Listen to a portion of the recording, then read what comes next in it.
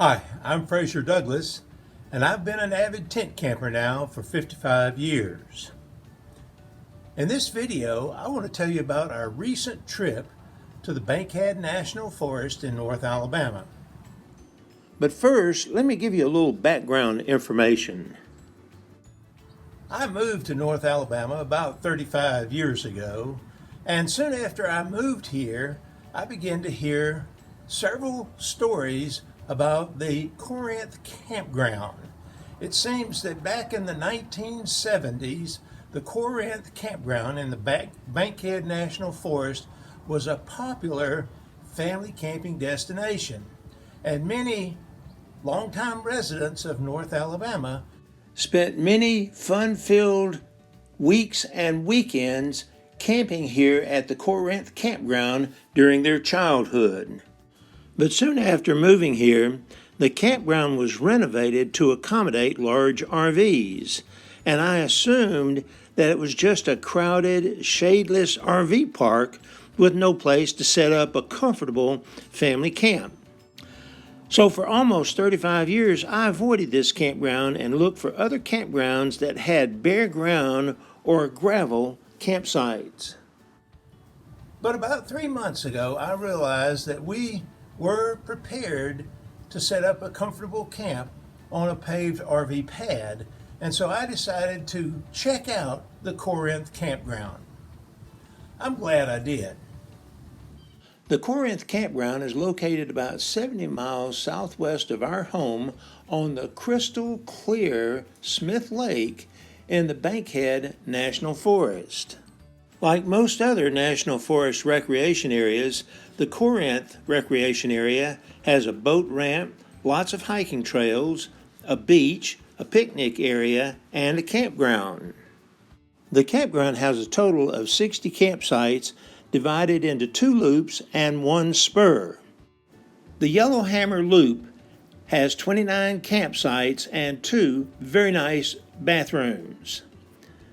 The tent camping spur has 8 walk-in campsites, and the Firefly Loop has 23 campsites with 1 very nice bathroom. The bathrooms are located in the center of each loop and are very spacious and very clean. When we arrived at the campground, we called the campground manager as instructed, and she sent a campground host up to the office to get us checked in. There's a host in each loop, and the one that came to check us in was from the Firefly Loop. She was very nice and very helpful. After a little discussion, we selected campsite 45 in the Firefly Loop. This site had a relatively long asphalt parking pad that was around 70 feet long and about 12 feet wide. As you can see in this video, the asphalt pad was surrounded by lots of level ground space that would allow you to set up 5 or 6 tents in the campsite. When standing at the entrance, there was a water, electric, and sewage hookups on the right side, a tent pad at the back, and a gravel auxiliary area on the left that had a very heavy wooden picnic table, a fire ring, and a lantern hanger. Unlike any other U.S. Forest Service campsite I have camped in, the auxiliary area was a thick concrete base with a little gravel on top. So we couldn't drive our kitchen canopy stakes directly into the auxiliary area as we could in most other U.S. Forest Service campgrounds. Here's what our campsite looked like after setting up our sleeping tent and our kitchen shelter.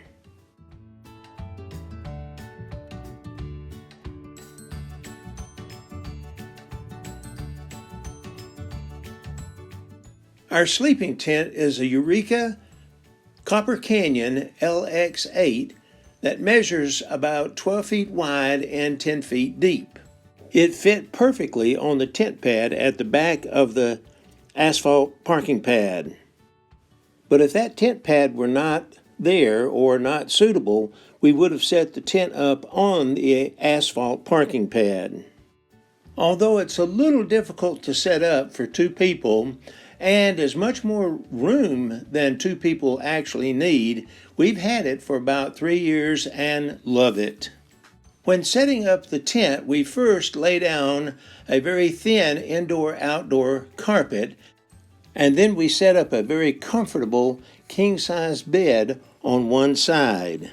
This bed is made by first placing 3 foam yoga mats down and then placing 3 self-inflating air mattresses on top, and then finishing with lots of comfortable quilts and blankets. On the other side of the tent, we pack our extra clothes, an electrical outlet, a space heater or fan depending on the weather, and a bucket that we use as a toilet during the night. Sometimes we may also put a chair in there. For more information about all of the equipment that we use, please visit the Amazon store page of my website. A link to the website is provided in the description below. When talking about a kitchen shelter, you must first decide how you plan to use it. Many campers like to set up a screen shelter over their picnic table and use it as a dining fly, but we prefer to set our kitchen canopy up near our car so that we can use it for cooking. Our kitchen canopy is a Eureka No Bug Zone 3-in-1 canopy. We bought it about 2 years ago because we liked its size, its shape, its features, and its overall appearance. But this canopy is very difficult to set up, especially in the wind, even for 2 people. The primary problem is when you set up the inner screen canopy, the frame and particularly the legs are very shaky and unstable. A moderate wind or an inadvertent touch can make the legs twist and the shelter partially collapse. To stabilize the structure and keep it from twisting to the side, you must stake down the 4 corners, add the waterproof roof, and then guy it out securely. But since this auxiliary area was a concrete pad, we couldn't stake down the corners or guy it out according to the standard way.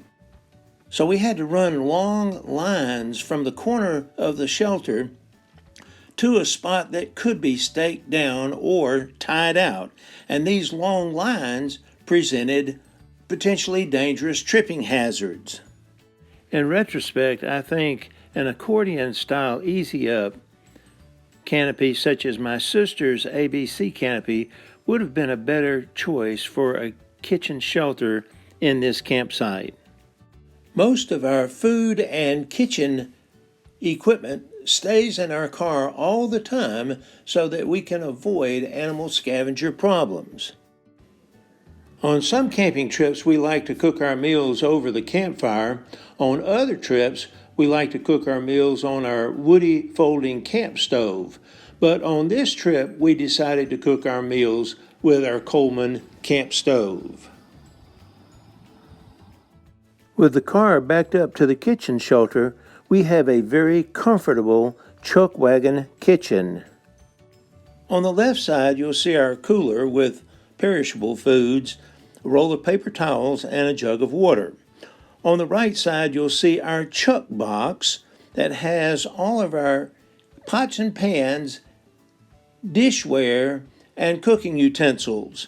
On top, you'll see 2 milk crates.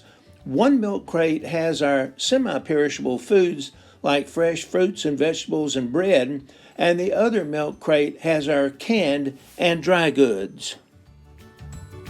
Most of our food preparation, including slicing and chopping and peeling and mixing, is done on the door to our chuck box.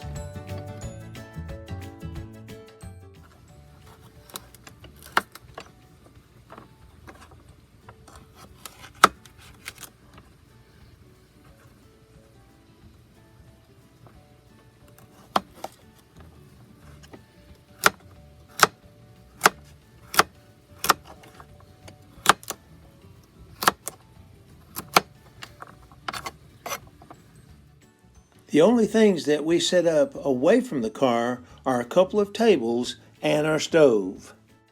One of these tables is used to hold the stove, and the other is an auxiliary table that could be used as a dining table in inclement weather. After setting up our campsite, Ava cooked a wonderful vegetable beef stew with garlic bread. The next morning, we cooked a hearty breakfast of egg tacos and oatmeal. No matter what meal we're talking about or what foods we're eating, Ava always likes to eat a jalapeno pepper with her food. Well, I'm glad we finally made it down to the Corinth Campground, and I wish that we had visited this campground many years ago. I believe it's probably the best family tent camping destination in North Alabama, and had we visited it several years ago, it probably would have been one of my favorite camping destinations. Hope you enjoyed this little video. Take more trips, travel further, visit more attractions, and spend less money. Go tent camping. Thanks for watching.